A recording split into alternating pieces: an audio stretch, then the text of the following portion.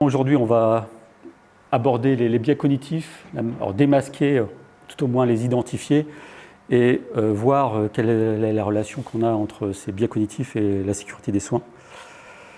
Dans un premier temps, en fait, on ne va pas aborder directement les biais cognitifs, mais un élément lié à la sécurité des soins, c'est les événements indésirables graves et la notion d'erreur. Et comment, en fait, approcher directement la notion d'erreur peut constituer un biais en soi. Et donc les apports, mais aussi les limites de la sécurité envisagée sous l'angle simplement des erreurs. Donc, ce qui nous permettra d'aborder la notion de biais cognitif et comme une approche alternative vis-à-vis de l'approche classique des erreurs, avec aussi des limites potentielles qu'on pourra aborder. Enfin, en troisième point, on regardera un aspect des travaux actuels dans le champ des facteurs humains dans une approche plutôt anglo-saxonne, ce qu'ils appellent Safety 2, qui est une autre approche qui permet d'envisager cette problématique de la sécurité des biais cognitifs sous un autre angle. Alors, les événements indésirables graves, la notion d'erreur. Pourquoi aborder ça en premier plutôt que les biais cognitifs? C'est en fait éviter le biais de se focaliser sur les biais cognitifs. Pourquoi? Parce qu'en fait, un biais cognitif, c'est on va dire, une défaillance dans le raisonnement, dans la façon de prendre une décision. Et certes, c'est quelque chose qui va être un facteur important pour expliquer potentiellement une erreur, mais déjà, lorsqu'on se focalise sur la notion de biais cognitif, on se focalise sur l'individu comme facteur explicatif en fait, de l'erreur ou de l'événement indésirable grave. Et donc, se focaliser sur l'individu, c'est lui attribuer des causes sur l'événement, et on va voir que ce n'est pas forcément le seul point à aborder pour envisager l'explication de l'erreur. Pourquoi? Parce qu'en fait, on risque de retomber dans un modèle qui est un ancien modèle, mais qui malheureusement subsiste encore dans certaines structures. C'est ce qu'ils appellent le modèle ABC de l'erreur, c'est-à-dire une fois que l'erreur s'est produite, accuser, blâmer, critiquer la personne, qui est en bout de chaîne, la personne qui a fait qu'à un moment donné, le fonctionnement habituel s'est transformé en une configuration où une erreur se produit. Donc ça, c'est une approche qui peut être biaisée déjà, puisqu'en fait, ce qu'on appelle l'attribution interne en psychologie de l'erreur. C'est-à-dire que lorsqu'il se produit un événement indésirable, eh bien, on peut expliquer cet événement par des facteurs externes. J'ai été maladroit, je n'ai pas suffisamment réfléchi, etc. Et puis, on peut expliquer aussi par des événements extérieurs. Eh bien, c'est le hasard, c'est la configuration de l'environnement qui n'était pas satisfaisante qui a fait que ça produit l'erreur. Donc, ce qui a expliqué en fait l'approche aujourd'hui contemporaine de l'erreur, qui est une approche systémique, pour éviter ce modèle ABC. C'est l'approche qu'on retrouve aujourd'hui avec la Haute Autorité de la Santé, où en fait l'erreur, c'est l'accident, l'événement est multifactoriel, et c'est un symptôme en fait d'un dysfonctionnement du système. Le système, c'est l'établissement de soins, c'est le service, c'est une équipe, donc, ou le fonctionnement de la santé dans un pays. Donc il y a différents niveaux de granularité d'un système, puisque c'est des systèmes emboîtés les uns dans les autres, mais c'est à ce niveau-là qu'on peut expliquer l'erreur. C'est intéressant comme approche, puisqu'on ne va pas, de ce fait, se focaliser sur la personne qui est en bout de chaîne, qui a réalisé le surdosage, par exemple, malheureusement, auprès d'un patient.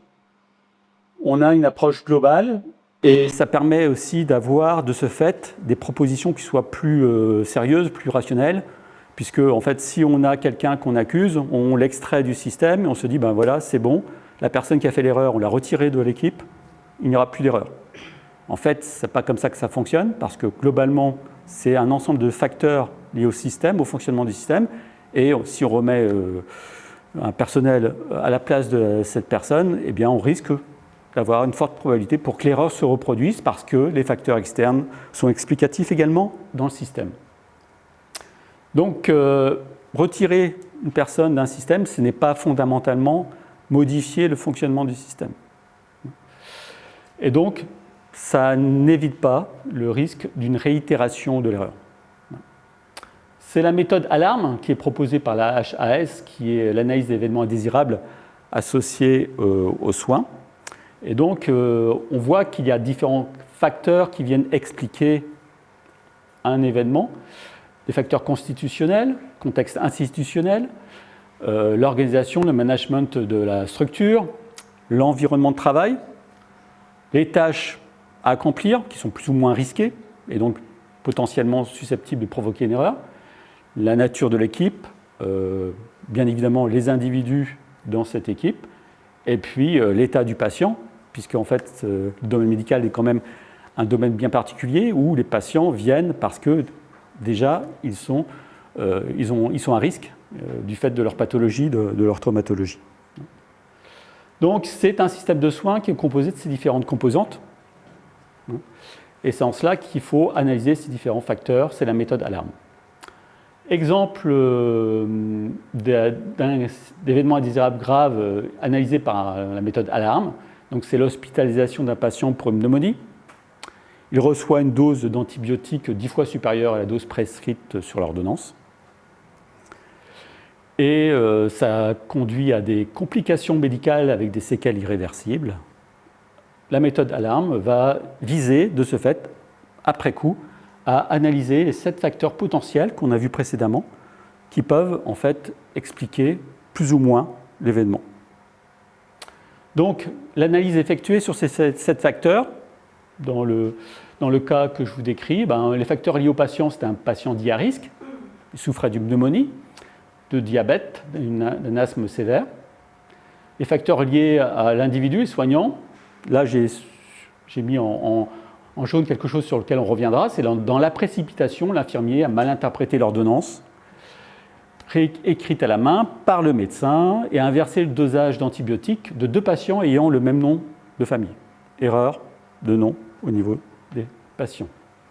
Les facteurs liés à l'équipe, on constate des arrêts de travail successifs, une équipe donc incomplète, la répartition des tâches semble déséquilibrée au sein de l'équipe, des informations cruciales sont omises durant les transmissions orales ou écrites. Donc ça, c'est l'état global, si on veut, du fonctionnement de l'équipe.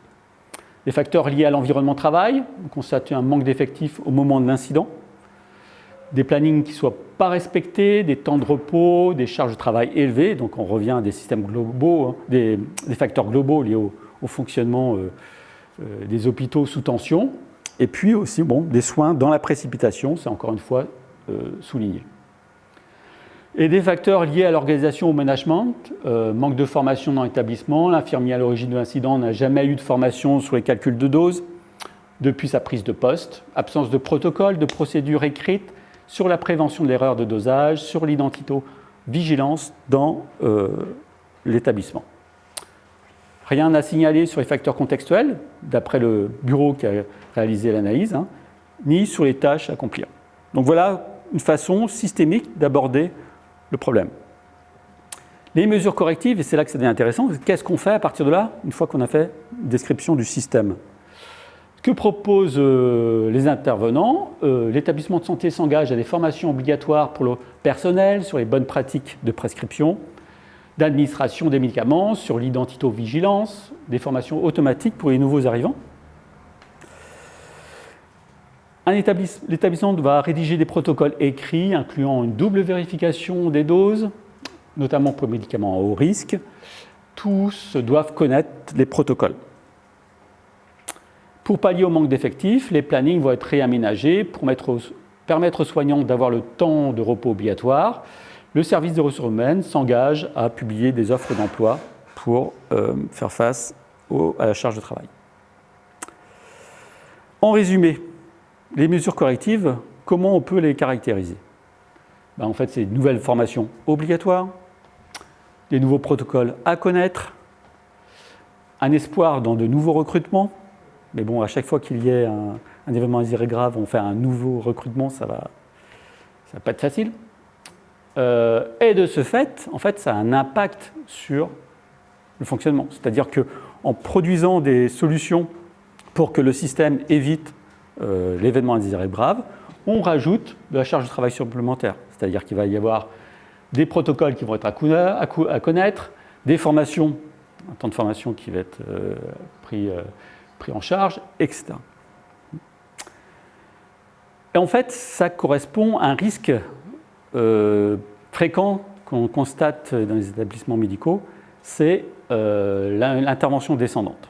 C'est-à-dire qu'il y a un événement qui a été correctement analysé, mais dans les mesures correctives, en fait, on va en rajouter des nouvelles contraintes dans le système, de nouvelles exigences sur les soignants, de nouvelles règles, de nouveaux protocoles. Et c'est là, dans l'action, qu'on risque en fait de ne pas forcément, à moyen terme, résoudre le problème. Puisque quand on constate le fonctionnement des systèmes, voilà un exemple que j'ai pris d'article dans une revue Secours Mag, où il constate que les hélicoptères du SMUR ont plus en plus du mal à décoller parce que les contraintes pour les conditions de décollage sont de plus en plus fortes. Dans les procédures, dans les réglementations, dans les contraintes opérationnelles. Et de ce fait, en fait, il y a un effet qui est contre-intuitif, qui est, en voulant rajouter de la sécurité, eh bien, on met le système en situation difficile, avec des contraintes, des exigences en plus à satisfaire.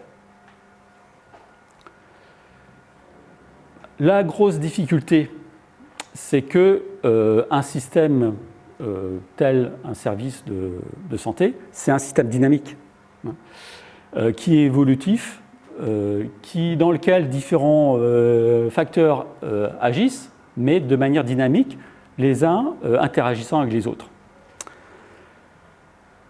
Et de ce fait, en fait, il y a quelque chose que la direction de l'établissement doit fondamentalement prendre conscience, c'est qu'elle fait elle-même partie du système. Et donc, si elle modifie son influence sur le système, elle modifie le système global, et cette influence du système, elle est plus ou moins maîtrisée. Toute intervention sur le système, avec les meilleures intentions du monde, ça il ne faut pas le négliger, modifie en fait le point d'équilibre. Il y a une évolution dynamique du système. Alors le nouveau point d'équilibre du système, lorsqu'on intervient dessus, peut être satisfaisant, et c'est formidable, mais peut être aussi insatisfaisant, malgré les bonnes intentions initiales. Donc, il peut résoudre certains aspects, mais il peut en perturber d'autres. Et de ce fait, autre élément, c'est que ce système est dynamique, et il y a un élément qui est décrit dans le bilan, mais pour lequel il n'y a pas vraiment de solution qui est proposée directe, c'est la notion de précipitation. On voit que l'erreur a été commise parce que, eh bien, il y a une dynamique temporelle qui est très élevée, qui est une contrainte élevée dans l'activité et qui est un facteur important, significatif, dans la production de l'exemple qu'on a vu précédemment. C'est un facteur lié aux soignants qui se précipite, mais pourquoi il se précipite? Parce que c'est lié à l'environnement de travail. Et donc, c'est la production, la conséquence en fait, d'une interaction entre les soignants et leur environnement de travail au sens large du terme.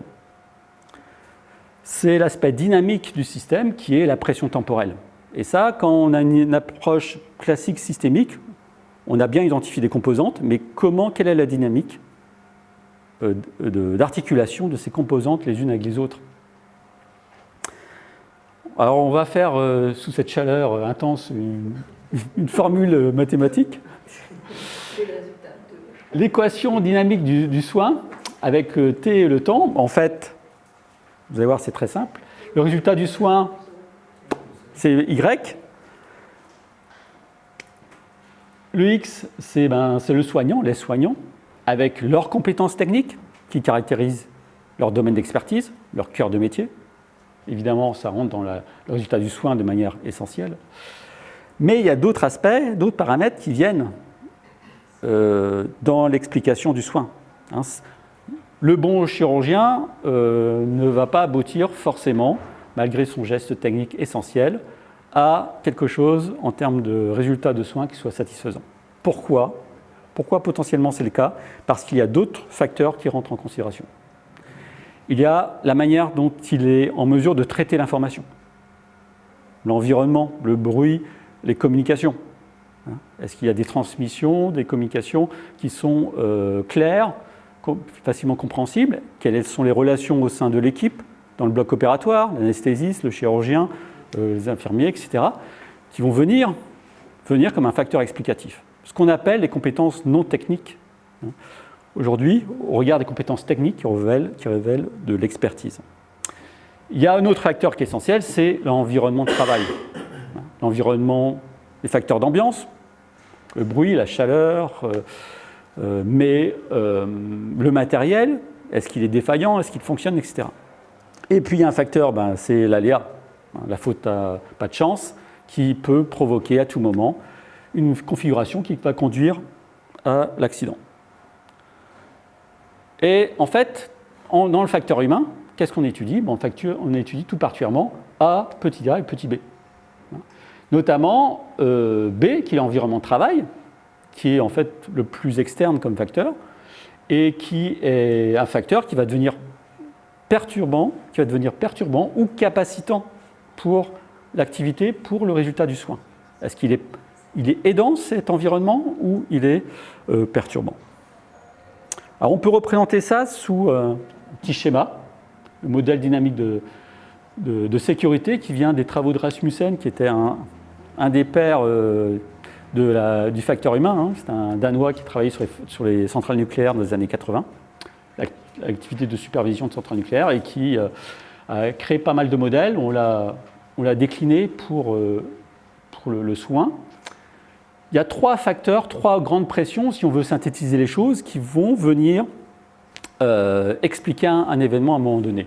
Il y a le domaine de travail, le patient, qu'il faut prendre en charge, à gauche.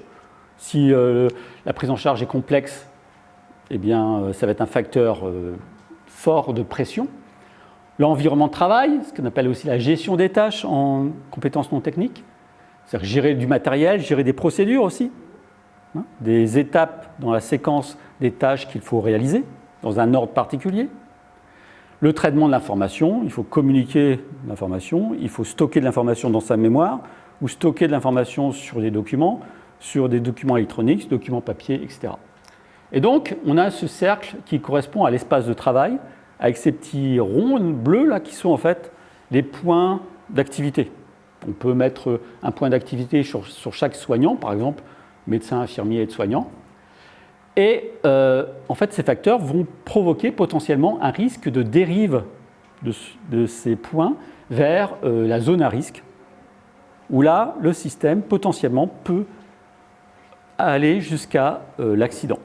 Si le point sort du cercle, on a l'événement indésirable grave qui se produit. Donc voilà le modèle. Et en fait, à partir de là, on a des facteurs comme un cas clinique complexe qui va réaliser une pression en termes de domaine, du matériel défaillant, l'effet tunnel, on arrive au biais cognitif tranquillement, où la personne, en fait, par la pression émotionnelle de la situation, va réduire son champ visuel et donc va focaliser son attention sur un point donné et ne verra plus l'information qui est en champ périphérique. Ça a été montré que d'un point de vue physiologique, c'est le cas, le champ visuel se restreint. Et aussi, des procédures en plus. C'est-à-dire qu'on revient à nos procédures, à notre façon de contraindre, d'une certaine manière, mais avec des bonnes intentions, je le rappelle, le système, le risque, si ces procédures ne sont pas ajustées aux besoins du terrain, il risque de constituer une pression venant des gestions des tâches, venant du traitement de l'information, c'est pour ça que j'ai mis entre les deux, et potentiellement reproduire une autre forme de situation difficile. Donc à partir de là, en fait, on peut se focaliser sur une zone. On a la zone sûre, la zone à risque, la zone à événement indésirable. Et là, en fait, on a différentes configurations d'événements indésirables graves. C'est-à-dire que le résultat, c'est du moins, c'est une catastrophe, si on peut dire, un accident. Et on a le traitement de l'information avec les soignants, l'environnement de travail, et puis selon le lieu de défaillance, eh bien, on va avoir un résultat qui sera négatif. Donc là, ça concerne le traitement de l'information que réalise le soignant, ça concerne l'environnement de travail, là, ça concerne les deux facteurs qui rentrent en interaction. Et puis, il y a parfois l'aléa, c'est-à-dire que tout fonctionne bien, mais on aboutit à un résultat insatisfaisant. l'aléa était là. Donc ça, en fait, ça va expliquer ces configurations. On va avoir une dérive du point qui était en plus, tout allait bien, et à un moment donné, on arrive au résultat négatif. On sort de la zone à risque pour aboutir à l'événement indésirable grave. Ce qui est intéressant, c'est ça, on se focalise sur les erreurs. C'est patent, c'est manifeste, une erreur. Ce qui est intéressant aussi, c'est les situations où il n'y a pas d'erreur, mais dans lesquelles on se retrouve en zone à risque. Ce sont les configurations au-dessus, où le résultat est positif, tout va bien, manifestement. Par contre, les facteurs sont potentiellement défaillants, c'est-à-dire qu'on a l'environnement de travail qui est défaillant, on a le traitement de l'information qui n'est pas satisfaisant, ou les deux à la fois. Et ces situations, en fait, font qu'on a un positionnement du point opératif dans la zone à risque. Ces configurations sont intéressantes à analyser au-delà des accidents.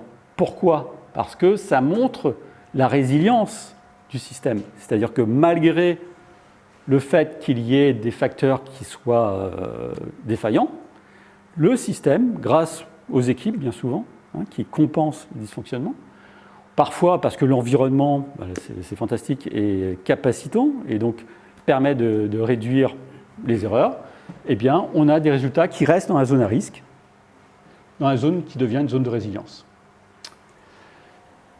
Et donc, ça permet de considérer en fait l'erreur sous un nouveau jour. Et en psychologie, c'est comme ça qu'on la considère. C'est-à-dire que l'erreur, évidemment, ça peut être vu comme un événement indésirable et catastrophique. Mais psychologiquement, c'est aussi un processus d'apprentissage. C'est-à-dire que j'apprends en faisant des erreurs. D'accord ? Donc, en fait, il y a à tout moment des dysfonctionnements qui peuvent être des micro-défaillances. Et les équipes, en fait, apprennent à réguler ces défaillances pour pouvoir tenir le système dans la zone qui ne soit pas la zone à risque. Et donc, c'est comme ça aussi qu'on apprend qu'il y a un phénomène d'apprentissage qui se produit. Donc, on a l'objectif, en fait, suite à un événement indésirable grave, de ramener le système en zone à risque. C'est-à-dire qu'il faut savoir qu'en fait, une fois qu'on est intervenu sur un système et qu'on a retiré les facteurs essentiels qui sont explicatifs a priori de l'erreur, ce n'est pas pour autant que l'histoire est terminée. Le risque, c'est qu'on soit encore dans la zone à risque et qu'il y ait d'autres éléments, puisque ces facteurs interagissent entre eux, qui viennent potentiellement reproduire l'événement. Donc, ça veut dire concrètement qu'il va falloir suivre la situation pour s'assurer qu'une fois qu'on a a priori résolu le problème, on passe de la zone à risque, très bien, mais on va vers la zone sûre finale pour s'assurer qu'il n'y aura pas de réitération de l'erreur. Alors, ce qui est intéressant, c'est de savoir quand est-ce qu'on sent qu'on va en zone à risque. À quel moment le risque qu'on passe les frontières se produit. Eh bien, si on prend la pression venant du domaine de travail, des exigences venant de la prise en charge du patient, le système paraît dans un état instable, donc à risque, lorsqu'on raisonne sur l'état du patient de manière schématique, en surcharge de travail, en état de fatigue, de stress. Dans ces configurations, les soignants doivent se dire, voilà, par rapport à la prise en charge du patient, il y a potentiellement des risques qu'une erreur se produise du fait de ces conditions de prise en charge. Autre indice concernant la gestion des tâches, lorsqu'on doit dans son activité s'attarder sur le fonctionnement du matériel, parce qu'il n'est pas ergonomique, parce qu'il est difficile à utiliser, parce qu'il a des défaillances récurrentes, eh bien, ce sont des indices aussi que potentiellement, à un moment donné, eh bien, ces défaillances, on ne va pas les réguler, parce qu'il y a d'autres facteurs qui agissent aussi, et on aura une situation critique. lorsque les procédures à suivre sont trop complexes. Des algorithmes procéduraux qui sont, dans les faits, très difficiles à suivre. Donc ce sont des signaux en fait, informels qui signifient qu'on va potentiellement vers une zone à risque. Et vous voyez qu'en faisant ça, pour connaître ces indices, en fait, il faut analyser l'activité avant qu'une erreur se produise. Indice d'état instable au niveau de traitement de l'information, lorsqu'on traite l'information de manière insuffisante, c'est-à-dire que, par exemple, les communications, les transmissions sont de plus en plus schématiques. C'était montré, par exemple, dans le pilotage d'avions, où ils sont très... le pilotage dans l'aéronautique, en fait, très sensible, évidemment, à la gestion des risques. Dès que les pilotes et copilotes se connaissent, parce qu'ils volent ensemble depuis longtemps, eh bien, ils constatent que leurs communications ont tendance à se simplifier. Au lieu de dire « oui, je valide », dire « Et donc le « à un moment donné, c'est une automatisation de la communication qui devient une situation à risque. Parce que le « peut être totalement ambigu. Donc c'est pour ça que dans l'aéronautique, il est très rare qu'une équipe se reconstitue. Ils font tout pour que le pilote et le copilote ne se connaissent pas. Ce qui est intéressant de voir, c'est que dans le domaine médical, c'est l'inverse. Ils préfèrent travailler ensemble. Alors ça a des avantages, bien évidemment, puisqu'on a tout un implicite qui se construit du fait de nos connaissances mutuelles, mais l'implicite peut être ambigu et peut provoquer. Donc ce qui nous amène, ces indices, en fait, à la notion de biais cognitif. On revient dans la précipitation. L'infirmier a mal interprété l'ordonnance écrite à la main et inversé le dosage d'antibiotiques de 2 patients. Donc là, on a quelque chose qui relève du biais cognitif qui n'émergeait pas dans l'analyse précédente. Alors, qu'est-ce que c'est un biais cognitif ? Si on reprend l'ouvrage de Kahneman et Sibony sur le bruit, ce qu'il appelle le bruit, il dit ceci, la décision précise, la décision erronée et la décision biaisée. Alors, ils prennent l'exemple, la métaphore de la cible. Une décision précise, tous les croix sont dans la cible, tous les tirs sont bien centrés, et donc, pas de problème. La décision bruitée, eh bien, on a des tirs dans la cible qui sont plus ou moins aléatoires, et ça va dans tous les sens. C'est l'erreur avec son facteur aléatoire.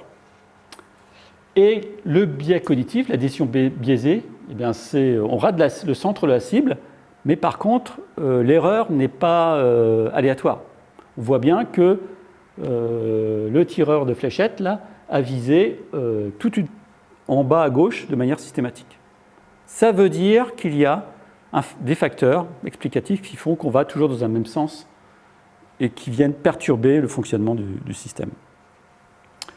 Et puis on peut avoir du bruit et du et en fait, si on reprend la métaphore qu'on a vue précédemment sur le cercle avec ses pressions, on peut remettre nos petites flèches avec les pressions venant du domaine de la gestion des tâches et des traitements d'information, et on aurait une pression venant d'un facteur spécifique qui font que tous les tirs de fléchettes là, vont en bas à gauche du fait d'un biais systématique produit. Alors le biais cognitif, en fait, on en découvre, vous faites un peu un état de l'art. Kroskieri, c'est un médecin qui a travaillé sur le biais cognitif, il en a envisagé une centaine dans le domaine simplement médical. Les travaux dans d'autres domaines voient également en psychologie sociale d'autres biais cognitifs, il y en a énormément. En fait, c'est un phénomène inhérent au traitement de l'information. Par exemple, si je vous présente cette figure, est-ce que vous voyez un mouvement ? Tout le monde voit un mouvement ? Parfois, certaines personnes ne le voient pas. Certaines personnes peut-être ne le voient pas. Voilà. Évidemment, c'est une illusion d'optique et il n'y a pas de mouvement. Alors, qu'est-ce qui produit ce mouvement ? Eh bien, maintenant, si je vous demande de vous focaliser juste sur une partie de la figure, focalisez votre attention sur une partie de la figure. Qu'est-ce qui se passe ? Elle s'arrête.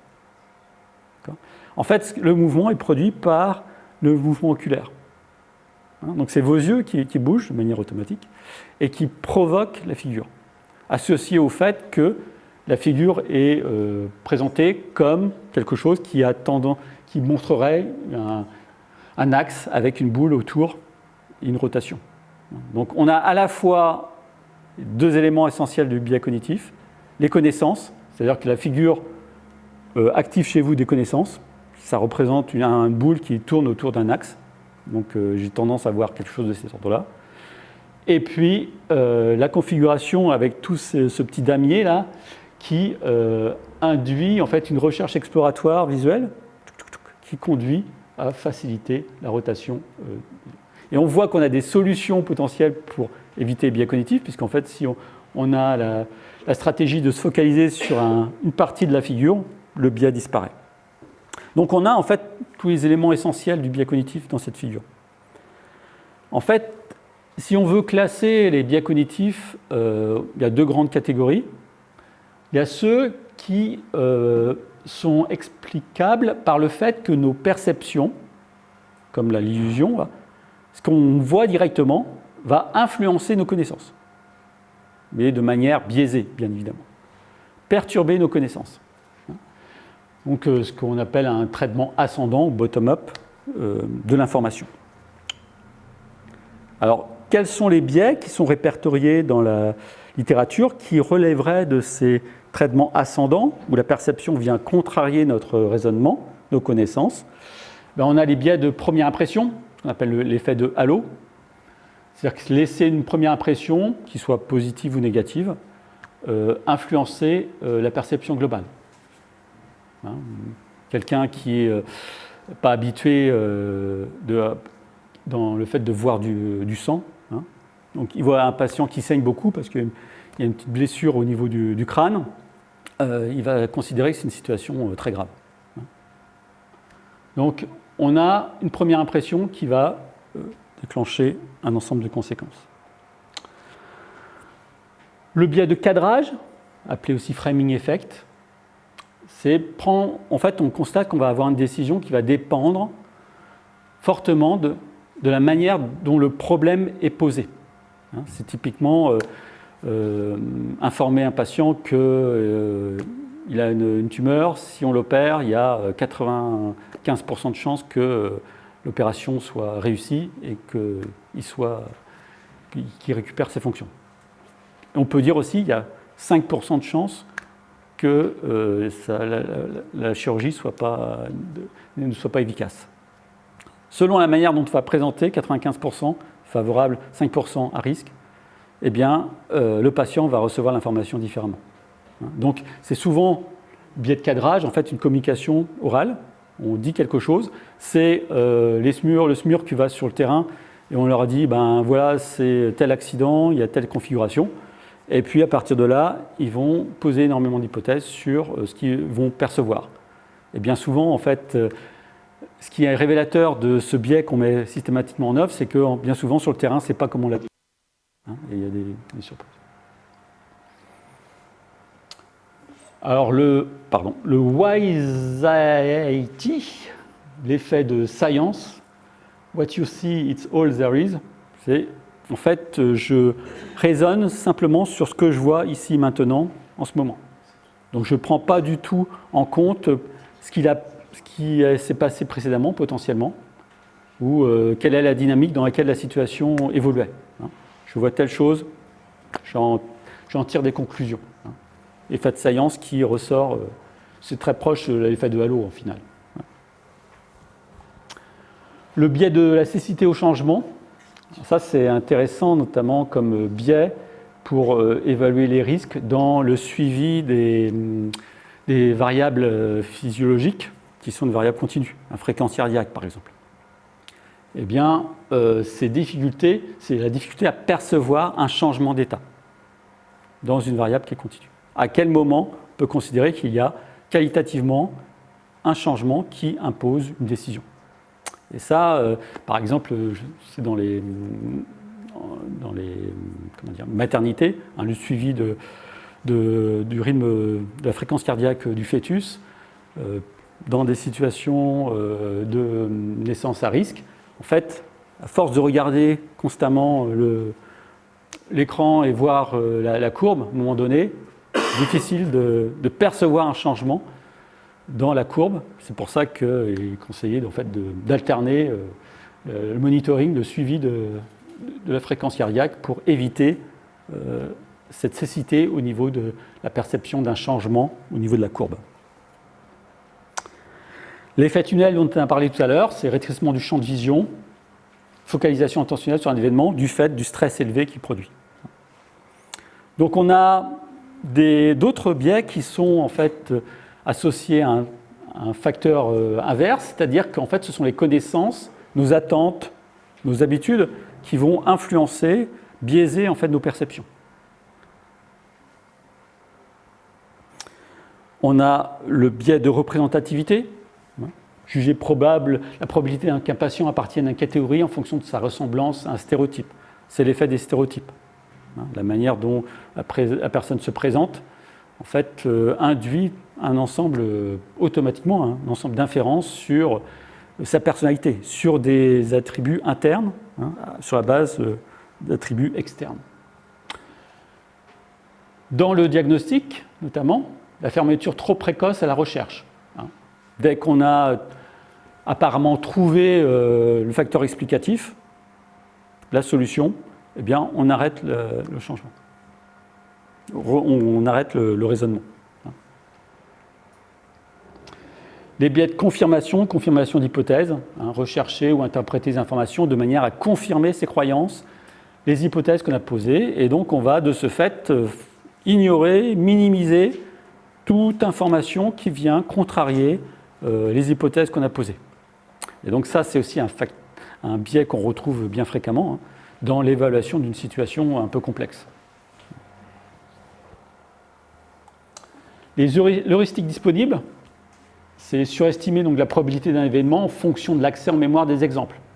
Par exemple, un médecin aux urgences a diagnostiqué plus fréquemment une maladie rare après en avoir vu un cas récemment. Donc, on a cet effet de disponibilité en mémoire qui fait qu'il y a un poids plus élevé lors de l'activation d'un schéma d'explication de la situation. Biais de l'autorité, qu'on peut trouver aussi dans le domaine médical, dans la relation patient-soignant, c'est-à-dire accorder plus de poids de la vie d'une autorité, par exemple un médecin senior, aussi dans les équipes, qui a des données objectives ou à son propre jugement clinique. Donc on va avoir un problème d'appréciation du poids de chaque point de vue sur une donnée de ce fait. Alors tout ça, c'est des aspects négatifs, entre guillemets, mais en fait, il faut bien savoir que le biais cognitif, fondamentalement, c'est un mécanisme adaptatif que l'être humain met en place pour traiter rapidement des situations complexes. Et donc parfois, ça ne marche pas, et ça conduit au biais cognitif. Mais à la base, c'est ce qu'on appelle une heuristique. C'est-à-dire que si on prend la chaîne de traitement de l'information classique, où on est alerté parce qu'on perçoit un événement qui se produit dans notre champ visuel, on l'observe, on identifie donc cet événement, quelle est sa signification, et à partir de là, on décide quelque chose en évaluant différentes alternatives, on fait un choix, ce qui nous fait prendre une tâche, définir une tâche, un programme d'action qui va mettre en œuvre cette tâche, et puis une exécution. Et si on exécute la tâche, eh bien, on va modifier nos perceptions. Eh bien, dans cette longue échelle de prise de décision, eh bien, l'être humain, évidemment, au quotidien, ne peut pas passer par toutes ces étapes. Parce que c'est coûteux d'un point de vue cognitif, il y a un effort, et parce qu'il faut réagir rapidement. D'où la précipitation, la pression temporelle, qui est un facteur essentiel dans l'aspect dynamique des systèmes. Et donc, l'être humain, qu'est-ce qu'il fait ? Il fait des courts-circuits, des raccourcis. Et donc, une heuristique ou un biais cognitif, eh bien, c'est un raccourci. Le problème, c'est que si l'heuristique réalise un raccourci qui est trop raccourci, eh bien, elle va se transformer en biais cognitif. De ce fait, en fait, le biais cognitif, c'est une erreur d'expert. C'est-à-dire que c'est surtout les experts qui vont faire qui vont subir des biais cognitifs. Parce qu'avec l'expertise, l'expérience, ils ont développé des schémas automatisés qui habituellement fonctionnent très bien, sont très efficients, mais qui dans des configurations particulières, parce que l'environnement donc, perceptif était particulier, parce que leur connaissance était trop fortement dirigée par des attentes, vont s'engager dans un biais cognitif. Ce qui nous amène à la troisième approche à partir de là, c'est la régulation dans l'activité. C'est-à-dire que, en fait, à partir de cette notion de système avec des composantes, des facteurs qui réalisent des pressions qui sont traités par l'individu potentiellement de manière risquée à travers ces biais cognitifs, eh bien, le soin, c'est une activité de régulation à la fois des contraintes non techniques et une régulation évidemment de l'état du patient fondamentalement pour qu'il passe de l'état de malade entre guillemets à l'état de patient valide entre guillemets.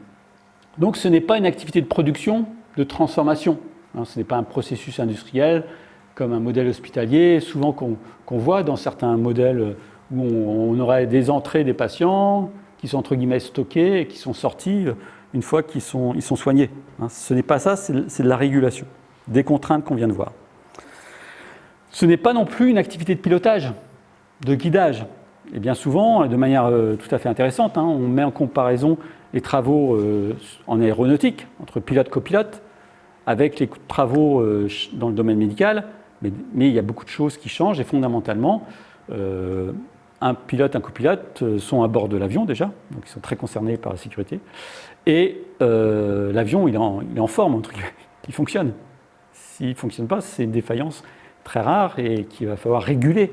Mais des soignants qui interviennent auprès de patients, les patients sont en état, entre guillemets, de défaillance, fondamentalement, par définition, puisqu'ils sont malades. Donc vous voyez que ce n'est pas du tout la même configuration.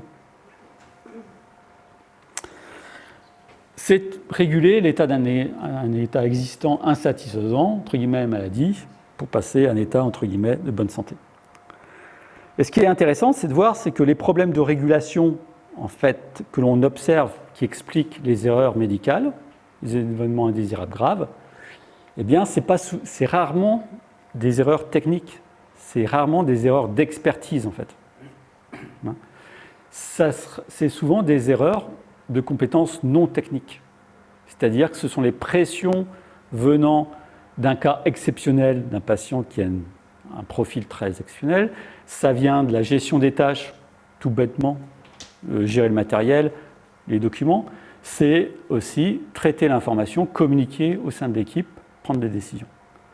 Et donc c'est ce qui entoure, correspond aux facteurs à risque plus particulièrement. Et c'est révélateur lorsqu'on regarde la notion de never event, qui est un problème de régulation. Never event, il y avait une étude, j'en avais parlé l'autre fois de l'assureur Reliance là-dessus, où en fait c'est un incident grave qui ne devait pas se produire et évitable par la mise en œuvre des recommandations nationales et internationales existantes en matière de sécurité. Il n'y a pas eu une régulation qui aurait dû être nécessaire. Et lorsqu'on regarde les types de...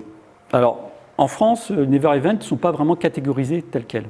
Par contre, dans les pays anglo-saxons, c'est le cas. Par exemple, j'ai pris dans les pays, la NHS en Angleterre, catégorise spécifiquement un never event. En France, ce n'est pas encore, c'est mélangé aux événements indésirables graves. Chirurgie du mauvais côté du mauvais patient. Mauvais implant, prothèse, objet étranger oublié après la procédure. Administration de médicaments par la mauvaise voie. Brûlure. Mauvaise connexion involontaire d'un patient nécessitant de l'oxygène ou un gaz médical. C'est leur catégorisation en Angleterre, des never events. Sonde naso ou orogastrique mal positionnée. Intubation œsophagienne non détectée. Transfusion ou transplantation de composants sanguins ou d'organes incompatibles. Donc, c'est différentes formes de précipitation dans l'activité, de non-régulation, mais vous voyez que ce n'est pas directement, majoritairement, des problèmes de compétences. C'est des problèmes d'oubli, des problèmes de gestion du matériel. Vous voyez ? Donc, en fait, des choses j'ai oublié de fermer ma porte en quittant ma maison parce que je fais ça automatiquement, machinalement, et cette fois-ci, j'étais interrompu. Interruption de tâche. Vous voyez ? Donc tout ça, ça ne relève pas de ma compétence à savoir fermer ma porte de maison. J'ai la compétence. Par contre, comme c'est automatisé, heuristique, comme mon voisin m'a interrompu parce qu'il voulait ma pelle pour son jardin, j'ai produit l'erreur. Et donc, c'est des choses très prosaïques, en fait, qui produisent, en finale, des événements indésirables graves. Et c'est peut-être parce que c'est tellement prosaïque, ce n'est pas du domaine d'expertise, que c'est considéré un peu comme secondaire, d'un point de vue cognitif, et c'est susceptible de provoquer des biais cognitifs. Régulation au niveau individuel, comment on peut réguler à partir de là ces situations ? Alors, face aux biais cognitifs, en fait, il a été montré que c'est très difficile d'éviter les biais cognitifs. Parce que vouloir éviter les biais cognitifs, c'est avoir constamment conscience, pleinement conscience de tout ce qu'on fait. Ouais, donc ça serait une charge de travail, un effort élevé. Ça nécessite ce qu'on appelle des stratégies métacognitives, c'est-à-dire qu'on doit constamment jeter un regard sur ce qu'on fait, sur ce qu'on pense, etc. Vous voyez que dans les faits, c'est très difficile. Déjà, il y a beaucoup de choses à faire. Donc, ils appellent ça les stratégies de débiasing. Système 2, c'est faire appel à la réflexion, à l'analyse constante sur nos modes de pensée, nos modes de pratique. Il y a quand même des choses qu'on peut penser, des petites heuristiques qu'on peut noter, c'est ralentir le processus de décision. On revient sur la dimension dynamique du système. Je dois prendre une décision, puis je sens que c'est précipité, que tout le monde va vite, ça va trop vite. À un moment donné, ça va vite. Attends, on va ralentir, on va réfléchir. Donc inhiber, bloquer en fait des mécanismes qui s'enchaînent rapidement parce que du fait de l'automatisation, de la prise en charge des situations. Autre stratégie métacognitive, verbaliser sa pensée. Dire à haute voix ce que l'on est en train de faire, ce que l'on est en train de penser. Pourquoi ? Parce que quand on verbalise, en fait, directement, ça rentre en mémoire à court terme, mémoire de travail. Donc, on active le système 2, donc des ressources cognitives qui permettent de réguler notre activité mentale. Les mnémotechniques, vous connaissez, il y en a plein dans le domaine, mais c'est très utilisé dans le domaine des soignants, mais c'est bien révélateur. La méthode ABC, etc. Chercher une énième hypothèse, pour éviter le fait qu'on arrête la recherche d'informations une fois qu'on a cru trouver la réponse. Donc, hop, on rajoute, tiens, et si ? Exploration systématique sans a priori, donc on repart à zéro. Par exemple, la méthode ABC, c'est ça. On fait le tour du patient de manière systématique. Même si on a une idée que c'est un problème respiratoire, on fait le tour. Le score de confiance donné à sa conclusion. Je ne sais pas si c'est praticable, mais voilà, s'arrêter, c'est dire, voilà, quel score je donnerais là ? Connaissance des biais cognitifs potentiels auxquels on peut être sujet, effectivement, en regardant, comme on le fait aujourd'hui, les possibilités de raccourcis embêtants, on peut déjà réfléchir sur ces pratiques personnelles, et puis parfois, on a des tendances aussi à aller vers certains biais cognitifs plus que d'autres, etc. Sur le plan émotionnel, en fait, il est aussi, ce qui peut être intéressant, c'est avoir l'approche émotionnelle, c'est-à-dire que les biais, notamment qui viennent des perceptions, comme l'effet tunnel, se produisent pas n'importe quand.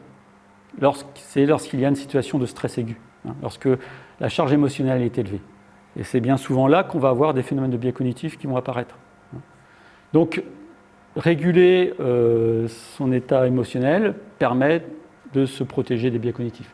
Par exemple, la méthode TOP, technique d'optimisation de la performance, en fait, c'est grosso modo des techniques de respiration, d'imagerie mentale, etc., en fonction qu'on est hypoactif ou hyperactif, pour trouver un seuil d'activité mentale et physique qui soit équilibré.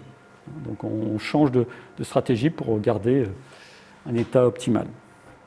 On travaille, nous, personnellement, avec Margot Ten, quelqu'un que je dirige en thèse, sur une méthode aussi de gestion de crise, de stress, la méthode basque, et qui est envisagée comme une possibilité pour réguler notamment le stress venant d'autres personnes et de ce fait stabiliser une situation pour éviter des effets d'escalade et des biais cognitifs. Ça, c'est au niveau individuel et on a peu de degrés de liberté. La régulation au niveau de l'équipe peut être très intéressante. Le domaine de l'aéronautique, là, apporte des choses intéressantes dans la relation pilote-copilote. Par exemple, la hiérarchie institutionnelle versus la hiérarchie fonctionnelle.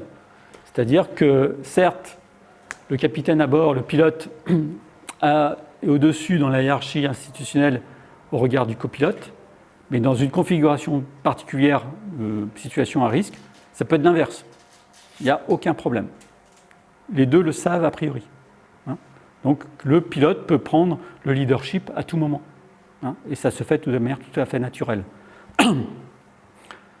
Dans le domaine lorsqu'il y a des équipes plus importantes, comme dans le domaine médical, eh bien, ça nécessiterait une prise de conscience partagée et la mise en place de ce principe pour pouvoir éviter des risques liés à une hiérarchie institutionnelle qui est trop rigide, alors que le savoir et le leadership devraient être pris par quelqu'un qui est en bas de la hiérarchie.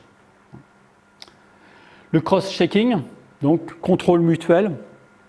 Le deuxième regard, c'est par exemple le rythme cardiaque de l'enfant. Ben voilà, on contrôle à deux pour éviter les effets perceptifs qui induisent des biais. Et puis l'équipe, on peut l'élargir aux aides cognitives en établissant en fait des communications orales qui soient protocolisées pour éviter les pertes d'informations, les documents écrits, la checklist, le système d'aide à la décision, la to-do list, qui prennent en charge chacun des étapes de perception, de prise de décision ou de direction de l'action. Encore faut-il que ces aides cognitives s'insèrent de manière naturelle et ergonomique dans l'activité, que ce ne soit pas des contraintes supplémentaires. Et ça revient à ce qu'on disait précédemment sur